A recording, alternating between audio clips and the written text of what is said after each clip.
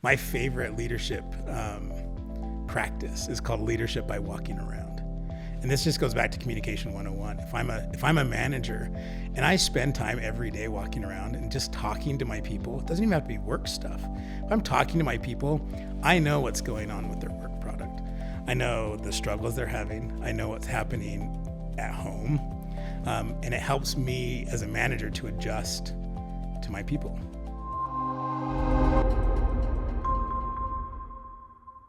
Hey everybody, welcome to another Pulse podcast from Wavetronics, where we talk about everything in traffic and transportation. We have a very special guest we want to introduce you to today. Matt Allred is the internal communication manager at Avenue Consultants, where he helps organizations improve how they connect and communicate. With more than 23 years of experience, man, that makes you sound old, right? I'm old. Including time at the Utah Department of Transportation. Matt specializes in coaching, training, and making sure communication works for the executive level to the individual employee. That's got to be tough to pull off sometimes. Well, it is a little bit. And it sounds way more important. We can really embellish our resumes when we write them ourselves, can't we? Yes. Okay, I've got one more line. All right. He's passionate about turning good communication into lasting impact. That's true. Welcome, Matt. Thank you, Todd. I mean, I've already met you because we've already had a conversation. We've had a couple conversations. Yeah, thank you. And that's what you're all about, is conversation and communication. What drew you to the communications field? You know, I was always that chatty kid growing up. You know, I'm quite extroverted when I want to be, and the Allred credo, I think, is there's never been a story that an Allred couldn't tell better. And so I thought, Nice. Why not, make a career out of that? And so found in college that public relations was kind of a good path forward on allowing me to talk and allowing me to have the spotlight and the microphone, and we just went with it. Yeah. So, I mean, we're doing a traffic transportation related podcast. Yeah. So your experience at UDOT obviously is pertinent to what we're talking about. It is. Well, and it doesn't seem like there's this great connection between transportation and communication, but I was hired on years ago at UDOT as the internal communications manager, and there wasn't an internal communications program at the time. And if we think about UDOT as an organization, there's a bunch of engineers, there's a bunch of maintenance folks, and then everybody in between. And they hired me and said, communication isn't happening here. And I don't know if you've met any engineers. I think you work with a couple engineers. Yeah. Engineers don't know how to communicate very well. Not always. Not always, right? And there's some that are outside the box that they do very, very well. But on the flip side, a lot of these maintenance guys will just sit there with their arms folded and their hat down and would rather not communicate. And so UDOT hired me to kind of bridge the gap. How do we fix this big issue that is present in a lot of engineering organizations? And how did that work? Did you bring people out of their shells? Yeah, it takes a while. It takes a while to do that, but it was great because UDOT gave me the freedom to build on greenfield. So if you're in traffic or if you're in transportation, greenfield is when there's just a field and there's no rules, really. I'm building from scratch. And so in those 6.5 years at UDOT, we put together podcasts and we put together videos and newsletters. And I was really the face of the employee. So I traveled around a lot and everybody knew who Matt was. And that's kind of where the connection was, is that they could talk to me no matter what level they were at, if they were an executive or they were, just an accountant or somebody that didn't feel like they had a voice. I was approachable. And I was the person that gave them the voice. So let's talk about how this helps your average driver out on the roads in Utah if you're doing internal communications. Yeah, well, and let's use UDOT because, again, UDOT's this great example. Engineers come up with great ideas. Those ideas need to be actually done. Like those plans need to be put down and they need to be realized. And so my job was helping those engineers communicate. Hey, how do we communicate to the rest of our team so that they know exactly what this vision is, exactly what this plan is going to be. But then also when it comes to the public, right? If all of a sudden we need to have a message saying this road's going to be closed, there needs to be some concise public-friendly communication, which doesn't always happen when it's coming from an engineer. And I don't know if you've seen interviews on the news of the project manager Sure. who just doesn't know how to communicate very well. And so it takes a little bit of coaching and a little bit of finesse to get the message out so that the public realize, okay, this is what's going on, and here's how I adjust to it. Yeah. Let's talk about what you did before UDOT. It's been I've had a pretty fun career, Yeah. pretty colorful career. You and I talked about this briefly, but I started my career at the NBA. And I know you look Not at this, bad. This 5'8" Norwegian guy. I started at the NBA. Are you saying you weren't a player? Again, there's Yeah. a little confusion, but no, Yeah, I wasn't a player. NBA was always a passion for me. I grew up a huge Jazz fan, and in fact, in high school was a ball boy for the Jazz. This is during the Malone Stockton era, Nice. and was around these championship teams. Obviously they were I'm going to say Western Conference championship teams. Yeah. If it weren't for a guy by the name of Michael Jordan, Yeah, they would would have had been a two. dynasty. We Yeah. would have had two, at least two. Yeah. But so I grew up around the Jazz, loved being in that world. I was fortunate to have an uncle who was the director of public relations for the Utah Jazz for many years. And he said, if you're looking for a career, this might be a good direction. And so my senior year at the University of Utah, I got an internship for the Utah Jazz and did public relations. And it was running stats around. It was doing interviews in the locker room after the game. It was, and this is in the 90s, so we were actually clipping newspaper clippings and putting them in a book so that we could kind of keep track of what the media coverage was. Graduated with a degree in public relations and had served an LDS mission in Taiwan, and I was fluent in Mandarin Chinese. And I thought, man, I need to do something with this. There has to be an outlet for me to use both of these skills, and was working in Provo at a phonics company where I was getting incoming phone calls and trying to sell phonics, and thought, this is not what I want to do with my life. I just don't want to be here. And so I turned on the TV one night, and it was the NBA draft. This was 2002 NBA draft, and the first player to go was this 7'6" tall guy from China named Yao Ming. And the light bulb just went on. I thought, this is it. This is what I'm going to do. And so I quickly found out who the PR director, who the public relations director for the Rockets was, and his name was Nelson Louise. And I thought, I'm going to be moving to Houston. It was really one of those feelings where I'm like, this is perfect. So I sent Nelson this email, and I told you this in a story, but it was really short and sweet. It says, my name is Matt Allred. I'm fluent in Mandarin Chinese. I have NBA experience and a degree in public relations. You'll be lost without me. And I pushed send. And it was really, I sat back and Yeah. Just waited for that that's phone it, call. right? Can't wait for my phone to start ringing. And it didn't ring at all. And a week goes by. And I remember thinking, okay, Nelson, I saw him on TV on ESPN. He's out of the country. No wonder he's not getting my message or my voicemail. So the next week, hey, Nelson, just following up. You'll be lost without me. Send. And another week goes by, nothing. How old were you at the time? I'm 23 at the Yeah. time. So just and again, you're 23 and you're fearless. Yeah, and, of course. And that's the equation was working for me. I thought the equation was working for me.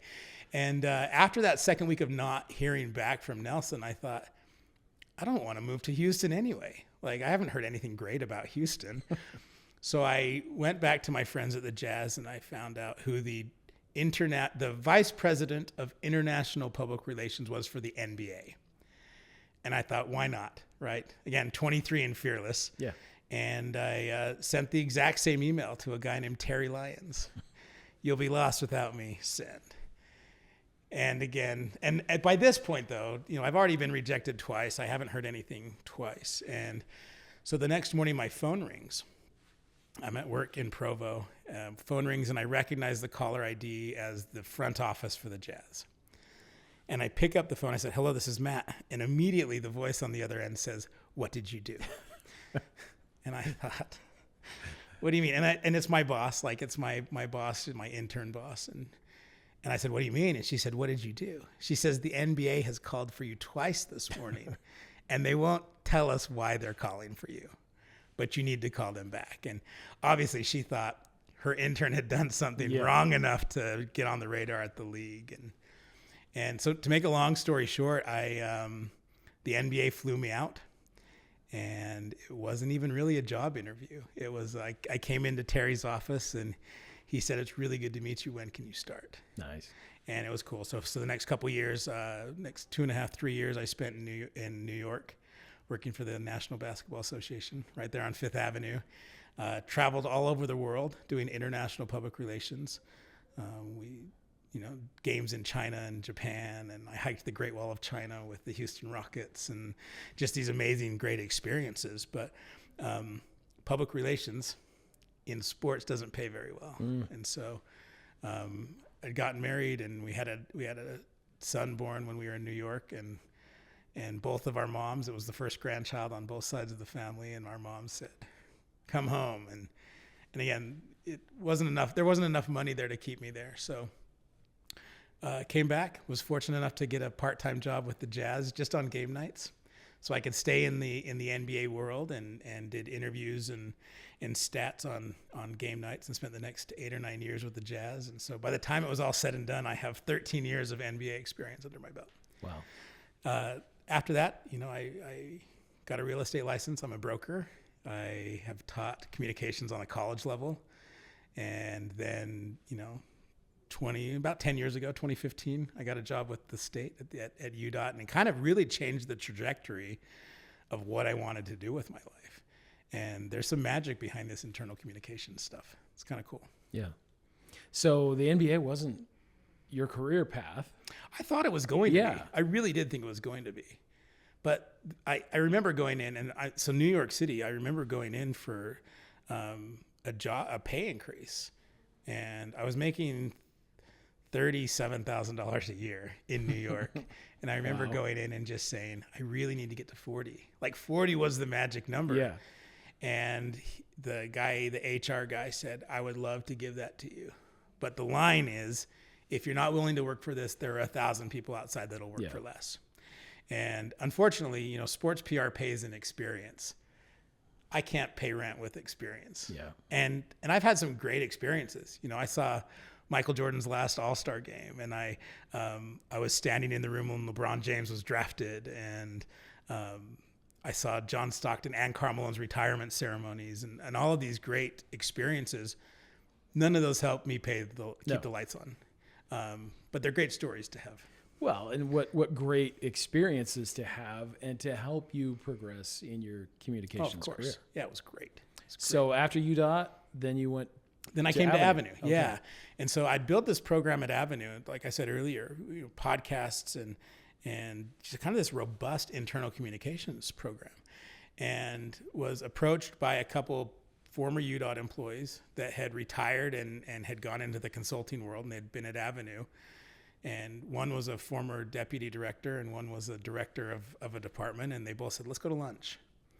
And they came and said, "This is going to be a turn from what you're used to, but we want you to come consult with us, because there are other DOTs out there that don't know how to talk to their employees. And we see the difference that you've made here at UDOT. We want to be able to kind of share that with everybody else." And so I came over in 2021 to Avenue and have that part of the consulting world, but I also am doing it internally with Avenue. So it's kind of cool. So let's tell the world what Avenue does. So Avenue Consultants is an engineering firm. We typically work in transportation. We work with cities and municipalities. UDOT's one of our bigger clients. And we kind of do everything that has to do with transportation. We design the roads. We do the public involvement that goes around projects. We help, we've got a right-of-way team that'll go in and help buy property and do the eminent domain stuff. Then after the roads are built, we do traffic studies on them, and we make sure that the traffic is flowing the way that it needs to, or we're doing that before we build the roads. We've got environmental teams that'll go in and do impact studies on what new projects are going to do for the neighborhood or the environment or the city. And so it's really just a start to finish engineering firm that can do just about anything, especially in the transportation world. Yeah. But what I love about us is that we're not afraid to explore anything outside of that too.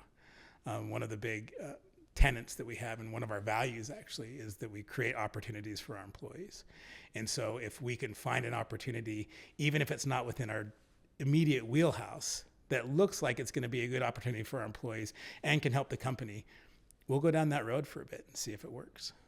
So are you dealing mostly with internal communications now, or Yeah, both? primarily internal. The fun part is I get to do, every once in a while I'll get a project that comes up and I get to go work on a project. And so I've had jobs with the Tennessee DOT. We're looking at starting some work with Georgia, Arizona. And so I get to go out and do the consulting side to say, hey, here's what I've seen works and here's what you need to be doing. But I would say 85% of my time here is with our employees at Avenue. Nice. And you say that communication is specific to the individual. Oh, 100%. And I Explain that. Well, I kind of did a little bit. Let's just take an engineer. Engineers by nature, a lot of engineers don't know how to talk. They're very cerebral, or they're strategic in how they think, and communication isn't necessarily the number one skill that they are willing to do. And we see this all over. It's not even just engineers, but there's introverts and extroverts. And so when we are going in and helping somebody learn how to communicate, I need to figure out who they are as a person, what's driving them, how do they handle conflict. All of these little things will help me understand how are you going to communicate. And if you're a manager over people, how do the people underneath you communicate? How do you need to adjust to them, and how can they adjust to you? And so it's very individualized. I can't just take a blueprint and say, here's communication 101. Here are the 4 steps. So you do individual coaching? Oh, yes. Yeah, we do a lot of individual coaching, which is great too, because I love when people come into my office and close the door and they go, like it's the first thing. And I say, what's going on? Like, let's fix it. And I really feel like any problem that we come across in life, whether it's family, work, personal, whatever, can be solved with better communication. And this probably isn't just pertaining to the introverts. I'm sure there are unique challenges with extroverts and communication. Yeah, of course. Extroverts think they know. Yeah. Right. And I get into this issue a lot. I think I know, and so my foot is usually in my mouth. And luckily I've got the skills that I can come back and really quickly understand, oh, I did that wrong. I need to go back in and fix that. And so, yeah, everybody has their own issues on communication, and none of us are perfect. I've found too, if the communication is with somebody that I love or somebody that I have a relationship with, it's a lot harder for me to do that than it normally would be. And so a lot of times my kids, who are all teenagers, will say, Dad, you're not saying that very well. And I think, oh, I do this for a living. I should be doing this a lot better. But we all have our issues when it comes to communication. So how is, say, executive level communication different? So I had a boss once that, this was just when I was starting the internal communications, where he looked over at my manager and said, I don't understand. Why did we hire this guy? I send out emails all the time. And he was the executive, right? He thought, oh, executive, do this, send, and then, he wipes his hands of it. I don't know about you, but I don't always look at the CEO's email as something that really pertains to me. And so it's teaching those executives, what do the people need from you? What type of communication should be coming from the corner office versus what type of communication should be coming from my direct supervisor? And when we find out what works for the individual, we can kind of tailor that message. In a perfect world, I think that the executives tell the leadership team what needs to happen, and the leadership team tells their managers, and by the end of the process, it's at the end of the row. It doesn't always happen that way. And so it's figuring out, okay, how do we channel through each one of these and get the message right? So much of good business is leadership.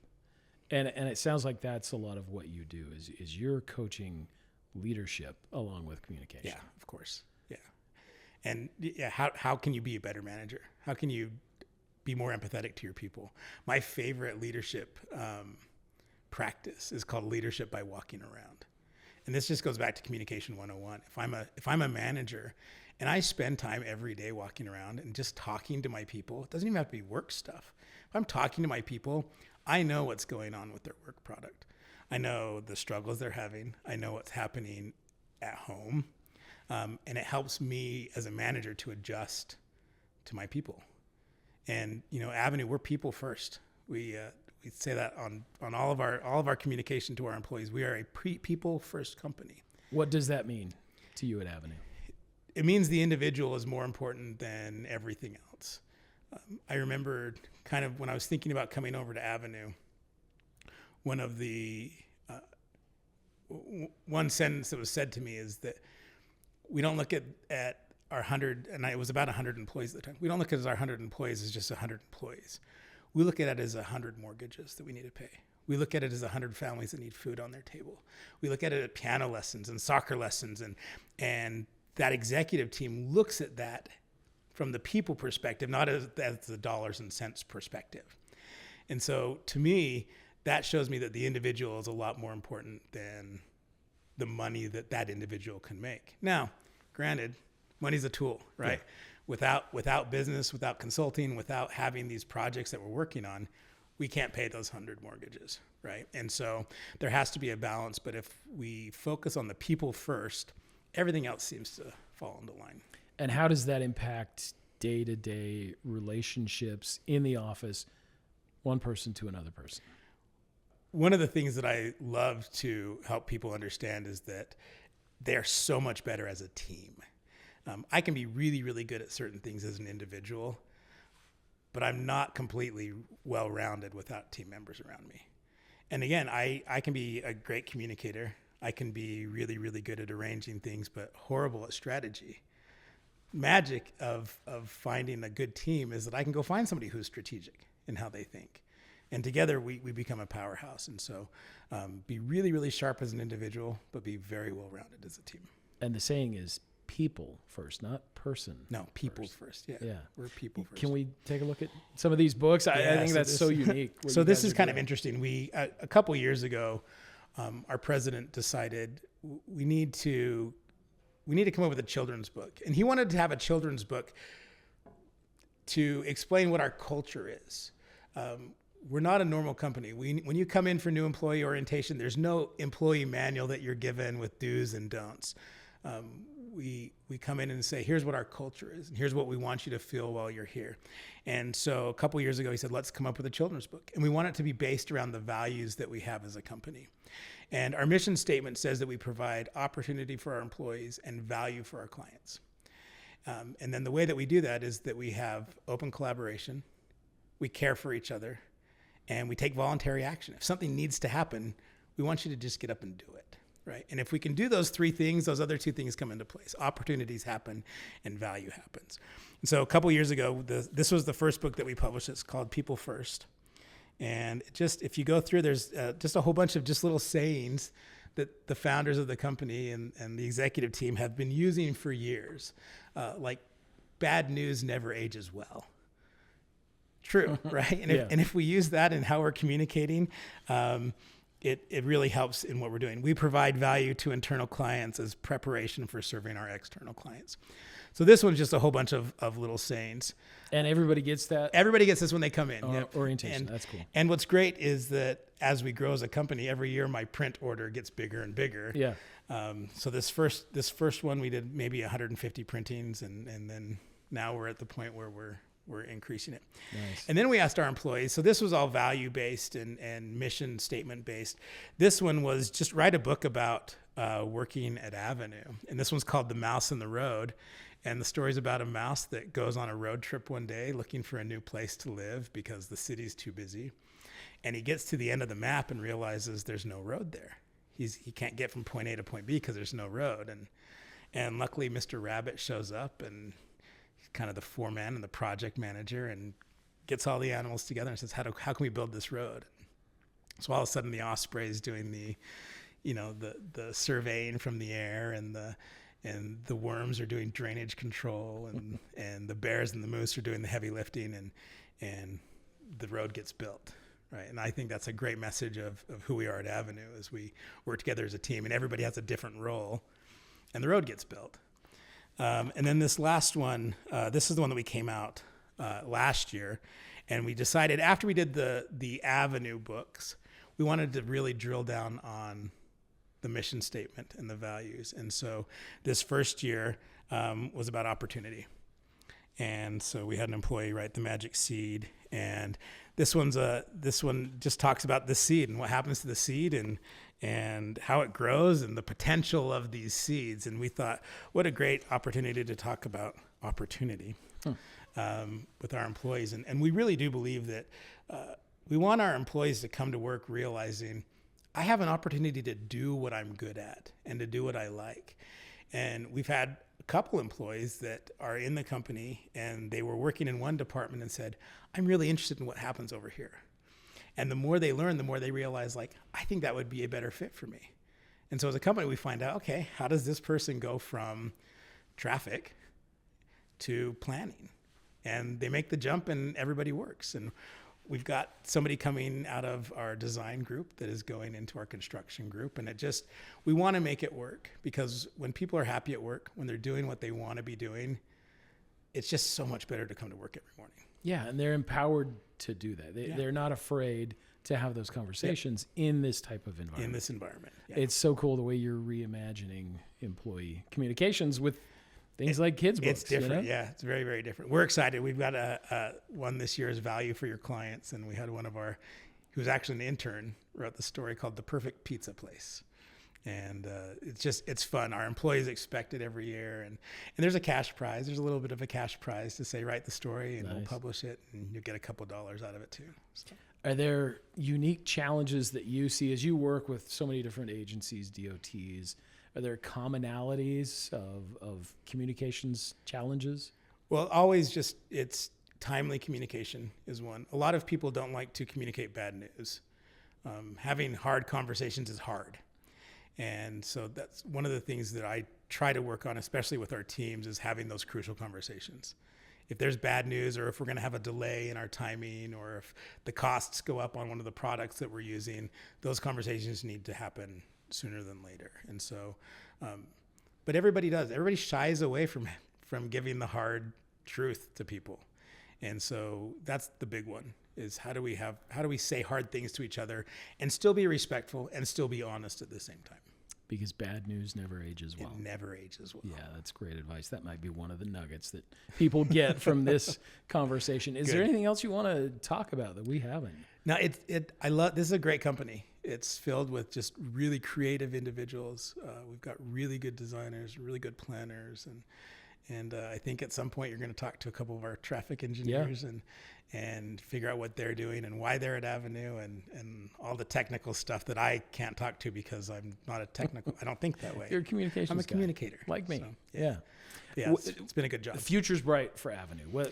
What does the future hold? Do you know? Just growth. I mean, we're excited to grow. We've recently opened. We're based in Taylorsville, Utah. We've recently opened in the last couple of years an office in Linden. We've got one in St. George, one in Phoenix, and we're looking to open one in the Las Vegas area. So we're growing slowly but surely, but we're attracting the right people. Yeah. And that's what I love, is that when we go into a job interview with a potential candidate, it's never more about what's on their resume than it is who they are as a person. Do they fit with the team? Do they have the values that we value as a company? And 9 times out of 10, 99 times out of 100, that person ends up fitting well, staying with the company, and wanting to have a future with us.